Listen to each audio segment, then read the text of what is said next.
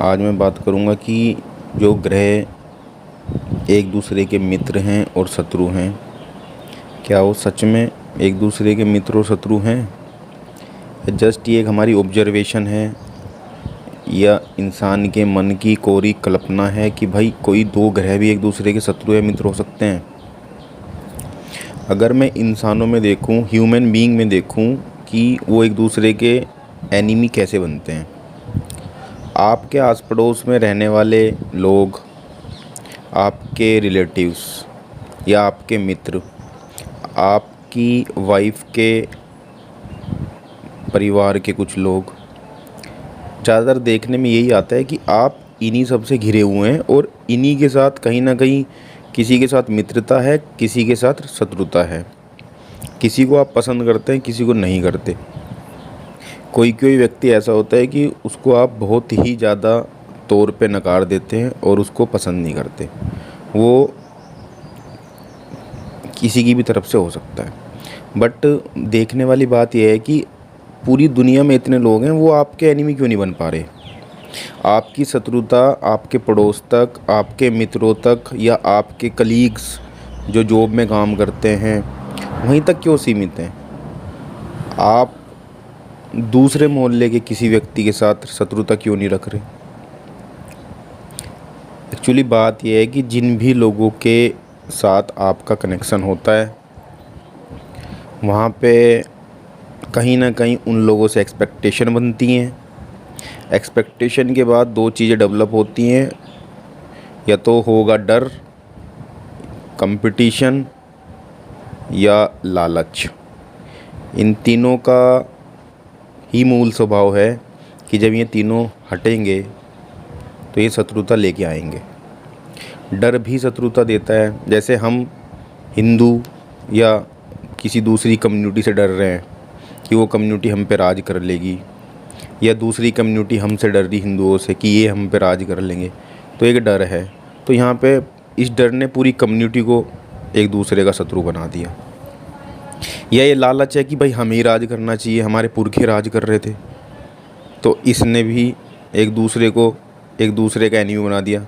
Actually particular तरीके से देखा जाए तो कोई किसी का ना तो मित्र है, ना कोई किसी का शत्रु है। सब अपने अपने इंडिविजुअल लालच और डर लेके चल रहे हैं और उस हिसाब से किसी को वो शत्रु चुन लेते हैं, किसी को चुन लेते हैं मित्र। तो ये इंसानी मन की फितरत है कि वो लालच के लिए या पद के लिए, या ऐसे कंपनी में मान लो, आप कंपनी में आपकी एक्सपेक्टेशन थी कि मैं बहुत अच्छा काम कर रहा हूँ तो मेरा इस बार प्रमोशन होना तय है। बाई चांस किसी भी वजह से, मैं नहीं कहता वाकई में आपने अच्छा काम किया कि नहीं किया, वो एक्सपेक्टेशन आपकी हर्ट हो गई, चाहे वो अपर मैनेजमेंट ने की हो, आपके किसी कलीग की वजह से हो गई हो, तो आप वहाँ पे किसी न किसी को बना लोगे शत्रु। शायद वो आपका दोस्त हो जिसको प्रमोशन मिल गया हो, वो आपका एनिमी बन जाएगा, क्योंकि वहाँ पे आपकी एक्सपेक्टेशन हर्ट हुई है ना, तो वो टूटी है। तो वहाँ पे डर हुआ है, वहाँ पे डर आया। पहले लालच था, एक्सपेक्टेशन लालच के साथ जुड़ी हुई थी, जब टूटी तो डर आया कि कहीं नेक्स्ट टाइम भी मेरा प्रमोशन ड्रॉप ना हो जाए। ये डर है, इस वजह से आप बन गए हो किसी के एनिमी, या आपने अपने बॉस को या इस अपर मैनेजमेंट को बना लिया एनिमी। ऐसा आप जनरली उन्हीं लोगों के साथ कर पाते हो जो आपके चारों तरफ हैं, जो आपको जानते हैं, जिनको आपके डर पता हैं, जिनको आपके लालच पता हैं। वही आपके डर और लालच का एक्सपेक्टेशन तोड़ेंगे, आप उनसे एनिमिटी कर लेंगे। अब क्या ग्रहों के पास भी ये वाला माइंडसेट है जो इंसानों के पास है? क्या वाकई में वो भी ऐसे ही इसी लेवल पे आके एक दूसरे से मित्रता या शत्रुता का व्यवहार करते हैं, या बात कुछ और है? या ये सिर्फ हमें ऋषि मुनियों ने समझाने के लिए कि उन्हें पता था कि भाई किसी की भी चेतना इतनी ऊंची है नहीं कि उनको मैं कोई डायरेक्ट बात बोलूं जो बहुत ही गहरी बात है तो वो लोग समझ जाएंगे। उनको पता था कि इनको तो स्टोरी टेलिंग के तरीके से बतानी पड़ेगी, क्योंकि इनका माइंड, इनका मन अभी इतना डेवलप नहीं हुआ कि ये उसका मर्म समझे। तो उन्होंने भी ग्रहों को ऐसे फ्रेंडशिप एनिमिटी के तौर पे दर्शाया कि भाई कौन सा ग्रह किसका मित्र है और कौन सा किसका शत्रु है। एक्चुअली सोलर सिस्टम में तो किसी सत्ता की लड़ाई है ही नहीं, किसी को प्रमोशन नहीं चाहिए, किसी को कुछ नहीं चाहिए, क्योंकि वहाँ तो हर प्लेनेट अपनी एक कक्षा में यानी कि सर्कल में घूम रहा है। कोई किसी के सर्कल में एंट्री भी नहीं कर सकता, कोई अपनी क्लास को छोड़ नहीं सकता। एक्चुअली जैसे न्यूक्लियस में बैठा है न्यूट्रॉन, उसके आगे प्रोटॉन फिर इलेक्ट्रॉन, वे अपनी कक्षा नहीं छोड़ सकते। तो वहाँ झगड़ा किस चीज़ का, वहाँ क्या हो रहा है झगड़े के लिए? तो हमें ये देखना पड़ेगा कि क्या वहाँ पे बात एलिमेंट बेस पे चल रही है क्या, कि किसी प्लेनेट की एलिमेंट क्या है, उस एलिमेंट की वजह से वो दो एलिमेंट एक दूसरे के विपरीत हैं, इस वजह से वो फ्रेंडशिप और एनिमिटी दिखा रहे हैं। जैसे क्या आग को पता है कि पानी मेरा दुश्मन है, कि जब भी मैं कहीं लगती हूँ या मैं लग जाती हूँ आग, तो भाई पानी डाल के मुझे आप बुझा सकते हैं। तो ऐसे तो फायर बोलने लगेगी कि वाटर मेरा दुश्मन है, पर क्या वो एक दूसरे के दुश्मन हैं, या वो एक दूसरे के दोस्त हैं? क्या वो एक दूसरे की हेल्प कर रहे हैं?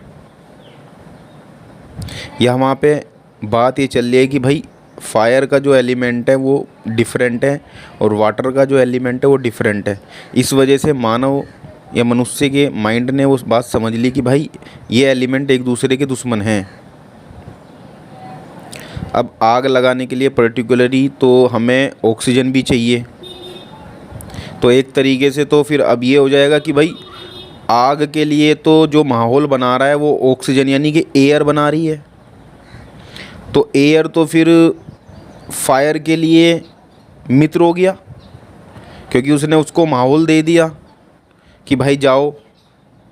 अब एयर ने फायर के लिए माहौल बना दिया कि भाई अब आप लग सकते हो, क्योंकि बिना ऑक्सीजन के आग नहीं लगेगी। तो यानी कि वायुदेव क्या अग्निदेव के लिए मित्र हो गए? और अगर वो मित्र हो गए तो दूसरे की नज़र में तो ये लगना चाहिए कि भाई वायुदेव इनको प्रोटेक्ट मत करो, इनको सपोर्ट मत करो, अग्निदेव को सपोर्ट मत करो, क्योंकि इनका एलिमेंट ऐसा है फायरी, ये आप इनको सपोर्ट करते हैं तो ये बहुत तेज़ी से फैल जाते हैं। तो क्या वहाँ पे मित्रता और दुश्मनी ऐसे हो रही है कि वाटर जाके बोल रहा है कि वायुदेव को कि वायुदेव अपनी हेल्प, आप इनकी हेल्प मत करो अग्निदेव की, क्योंकि ये जब भी लगते हैं बड़े भीषण रूप ले लेते हैं और मेरा इनको संभालना बड़ा मुश्किल हो जाता है। ऐसे बात हो रही है। इस वजह से चंद्रमा जो वाटर कंटेंट है वो मंगल का शत्रु हो गया, या सन एस्ट्रोलॉजी में जो सूर्य शत्रुता दिखा रहे हैं वो वाकई में शत्रु हो गए। अगर वो वाकई में शत्रु हैं, एनिमी हैं किसी भी प्लेनेट के, तो सारे प्लेनेट उनके चक्कर क्यों लगा रहे हैं? कौन अपने शत्रु के चक्कर लगाएगा? कौन अपने एनिमी के चक्कर लगाएगा? जिनको पता है कि ये कंबस्ट कर देते हैं, ये हमारी एनर्जी छीन लेंगे। जैसे रामायण में बाली के पास वो शक्ति थी कि वो अपने एनिमी के सामने जाता था तो एनिमी की आधी शक्ति ट्रांसफ़र हो जाती थी, ऐसे ही सन के पास वो पावर है, क्योंकि उनका तेज बहुत है, फायर बहुत है, तो उनके पास जो भी प्लेनेट जाएगा अगर वो उनका तेज नहीं झेल पाया तो वो लगेगा कि शत्रु हैं सन उनके। पर मैं अगर अपनी ऑब्जर्वेशन के हिसाब से बताऊं तो जितने भी प्लेनेट हैं वो सन की लाइट में ही प्रकाशित होते हैं। सन के पास बस इतना तेज़ है कि उनको पता नहीं है किसको कितना तेज़ देना है, कि यार दूसरा कंबस्ट हो जाएगा, जल जाएगा, क्योंकि सारे प्लेनेट सन की लाइट में ही चमक रहे हैं। तो मेरे मानना ये है कि जो भी सन के जितने करीब जाएगा वो कंबस्ट नहीं होगा, वो तो सन से लाइट ले लेगा, वो तो उसको तो चमकना चाहिए, राइज़ होगा वो तो, जहाँ तक मैं सोचता हूँ। जैसे एस्ट्रोलॉजी में बताया गया है सूर्य और शनि एक दूसरे के शत्रु हैं। अब शत्रु क्यों हैं? सूर्य के पास है फायर एलिमेंट में, और शनि जो हैं बड़े ठंडे ग्रह हैं, आलसी, जिन्हें कह सकते हो कि वो आलसी ग्रह हैं, बहुत धीरे धीरे धीरे धीरे वो 2.5 साल एक ही राशि में रहते हैं। तो अब क्या हुआ, सन है डिसिप्लिन के कारक, क्योंकि भाई वो तो एक डिसिप्लिन से सुबह आते हैं, शाम को चले जाते हैं। सुबह जब वो उनकी किरण निकलती है तो हर आदमी को वो डिसिप्लिन देते हैं कि चलो उठो काम पे जाओ। शाम को आते आते वो ठीक हो जाते हैं कि हाँ भाई आज तूने बहुत अच्छा काम किया, चलो अब थोड़ा कूलनेस। अब इनको शनि के हवाले कर देते हैं। अगर वो शनि के दुश्मन होते तो वो शनि के हवाले क्यों कर रहे होते। दूसरी बात, अब सन और सैटर्न को जो शत्रु बताया गया है वो ऐसे बताया कि भाई सन है डिसिप्लिन का कारक, सैटर्न डिसिप्लिन को फॉलो नहीं करते क्योंकि वो आलसी हैं, वो अपनी मर्ज़ी से उठना चाहते हैं, अपनी मर्ज़ी से चलना चाहते हैं। तो वो सन के प्रभाव में आते ही कंबस्ट हो जाते हैं और वो उनको अपना वो मूल स्वभाव यानी कि वो अपना मूल एलिमेंट छोड़ना पड़ेगा सन के पास आके। दैट्स वाई वो लग रहा है कि वो एक दूसरे के एनिमी हैं। जैसे अगर कोई हमें डिसिप्लिन से कोई काम करने को बोले, चाहे वो हमारे फादर हों, मदर हों, कोई टीचर हो, कोई मित्र हो, तो हम उन्हें अपना एनिमी बना ही लेंगे क्योंकि डिसिप्लिन बर्दाश्त नहीं होता हर किसी से, इसलिए वो एनिमिटी आ रहे हैं। पर सन के अंदर वो सन के अंदर सैटर्न को लेके वो भाव नहीं है। सन तो सबको एक ही तरीके से एनर्जी देगा, अपना फायर का एलिमेंट देगा। अब उस एलिमेंट के साथ कोई तो उनका मित्र बन रहा है क्योंकि किसी को तो वो डिसिप्लिन बड़ा पसंद आ रहा है और कोई प्लेनेट है जिसको वो डिसिप्लिन पसंद नहीं आ रहा। कोई प्लेनेट है कि भाई सन कह रहे हैं कि चलो मैं आपको ये एलिमेंट देता हूँ, इससे आपकी चेतना उठेगी। कोई चाहता है कि नहीं भाई मुझे तो कॉन्शियस होना ही नहीं है, मैं तो अपने इसी अवस्था में खुश हूँ। जैसे राहु देव सन के परम शत्रु बताए गए हैं। अब सन तो डिसिप्लिन लेके आएंगे राहु के पास। समुद्र मंथन के टाइम भी सन ने अपना डिसिप्लिन दिखाया। उन्होंने बता दिया डिसिप्लिन के चलते कि भाई राहु देव स्वर भानु अपनी आइडेंटिटी बदल के हमारे बीच बैठ गए। ये उनका डिसिप्लिन था, इसलिए वो सन के शत्रु बन गए राहु उस डिसिप्लिन की वजह से। अब जैसे कोई अच्छा व्यक्ति होता है ना घर में, आपके फादर मान लो, वो बड़े डिसिप्लिन से काम करवाना चाहते हैं। वो बोलते हैं कि भाई सुबह जल्दी उठ जाया करो, टाइम पे खाना खा लो, फ़ोन छोड़ दो, तो घर के ज़्यादातर सदस्य ना उनके दुश्मन हो जाते हैं। तो इसी हिसाब से सन के बहुत सारे लोग शत्रु हो जाते हैं क्योंकि यार ये डिसिप्लिन देते रहते हैं। हर किसी को वो डिसिप्लिन की आदत नहीं है। और दूसरी बात ये है कि ये सन के अंदर भी गलती है कि वो डिसिप्लिन ही दे रहे हैं क्योंकि भाई दूसरे ग्रहों के यानी कि दूसरे लोगों के एलिमेंट अलग हैं। आप उनको एक ही डिसिप्लिन से सबको नहीं चला सकते। जैसे सैटर्न को आप उसी डिसिप्लिन से नहीं चला पाओगे, राहु को उसी डिसिप्लिन से नहीं चला पाओगे, केतु को भी नहीं चला पाओगे। जो लोग आपके डिसिप्लिन को मानेंगे वो आपके मित्र होंगे, जो नहीं मान रहे वो जाहिर सी बात है वो शत्रुता करेंगे। अब जैसे शनि महाराज चंद्रमा के शत्रु कहे जाते हैं कि शनि और चंद्र का योग विष योग बनाता है एस्ट्रोलॉजी में। अब क्या सच में ऐसा है? शनि क्यों चंद्रमा को अपने शत्रु मानेंगे? एक वाटर एलिमेंट है, एक है बड़ा ठंडा ग्रह एयर एलिमेंट। अब हुआ क्या, चंद्रमा सोलर सिस्टम में बहुत तेज़ चलने वाले ग्रह हैं। 2.5 दिन में 2.25 दिन में अपनी राशि चेंज कर लेते हैं। और शनि महाराज हैं जो 2.5 साल लगा रहे हैं एक ही राशि में। अब क्या हुआ, इन दोनों की जो एलिमेंट है, इन दोनों का जो व्यवहार है सोलर सिस्टम में, कि एक तेज़ चलने वाला ग्रह है, एक बड़ा स्लो मूविंग प्लेनेट है, तो ये एक दूसरे के साथ बैठ के हमेशा शत्रुता ऐसे कर लेंगे कि अब शनि बड़े ग्रह हैं, चंद्रमा छोटा ग्रह है, तो शनि अपने एलिमेंट के थ्रू चंद्रमा को भी वैसा बोलेंगे कि तू भी स्लो हो जा, तू भी धीरे चल। अब वो बात चंद्रमा को यानी कि मून को पसंद नहीं आ रही क्योंकि हमारे माइंड का स्वभाव है कूदते फांदते रहना और चंद्रमा मन का कारक है। तो शनि वहाँ पे आके मून को बोल रहे हैं कि जरा कूदना फादना थोड़ा बंद करो क्योंकि मैं डिसिप्लिन डिसिप्लिन तो सन देते हैं, पर वो सैटर्न भी डिसिप्लिन नहीं देते, पर वो आलसी बना देते हैं। अब मून को वो व्यवहार यानी कि वो एलिमेंट समझ नहीं आ रहा। उनका स्वभाव है कूदना फांदना। आप किसी बच्चे को बार बार रोकोगे खेलने कूदने से तो वो आपका शत्रु बन ही जाएगा। मन ही मन वो आपको ये बोल देगा कि ये ना मेरे हर काम में व्यवधान डालता है बंदा, तो भाई आज से मेरा ये दुश्मन हो गया एक तरीके से। एनिमिटी ऐसे हो रही है, कारक की वजह से एनिमिटी हो रही है, एलिमेंट की वजह से एनिमिटी हो रही है। हमें ग्रहों को समझना पड़ेगा।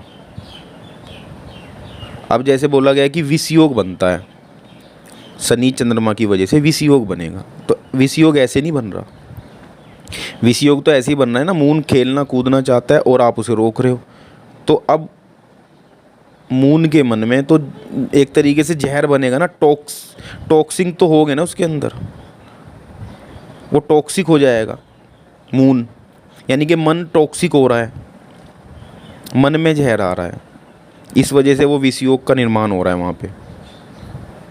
तो ऐसे ही हर प्लेनेट का अपना अपना तत्व है, वो एक दूसरे के जिसके तत्व मिलते जुलते हैं वो एक दूसरे के दोस्त हैं, जिसके तत्व एक दूसरे से नहीं मिलते वो एक दूसरे के एनिमी दिखाई दे रहे हैं, और जिनके तत्व मतलब सम हैं एक दूसरे के साथ, हाँ भाई ठीक ठाक हैं, तो वो एक दूसरे से समता रखते हैं, यानी कि ना तो वो मित्र है ना दुश्मन है, वो न्यूट्रल है। जैसे न्यूट्रॉन न्यूक्लियस में बैठा हुआ है, वो कह रहा ना तो मैं प्रोटॉन का दोस्त हूँ ना इलेक्ट्रॉन का, ना मैं इन दोनों का ही दुश्मन हूँ, क्योंकि मैं तो न्यूट्रल हूँ। तो इस तरीके से हम एनिमिटी और फ्रेंडशिप को डिसाइड कर सकते हैं। धन्यवाद।